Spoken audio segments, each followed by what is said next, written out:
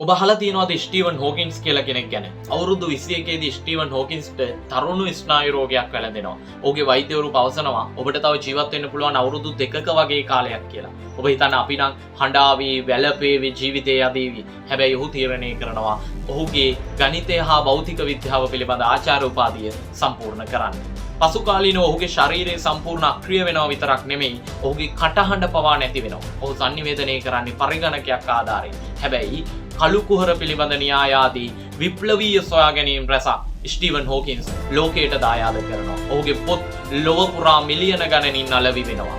Steven හොකින්ස් ඔබට උගන්වන පාඩම තමයි ජීවිතේට මොන බාධකේ ආවත් තමන්ගේ ජීවිතය සම්පූර්ණ කඩාගෙන වැටුණත් නැවත නැගී සිටින්න. ඔබේ අරමුණ ප්‍රබල වෙනකම් ඔබේ ජයග්‍රහණය ඉෂ්ට කරගන්න තියෙන අවස්ථාව වැඩි. ඒ නිසා අලුගසා නැගිටින්න ජීවිතයේ ශක්තිමත් අරමුණු තියාගෙන ශක්තිමත් අරමුණු වෙනුවෙන් වැඩ කරන්න පටන් ගන්න. ඒ තමයි ඔහු ඔබට උගන්වන පාඩම. මේ මැජික් මොමන්ට්.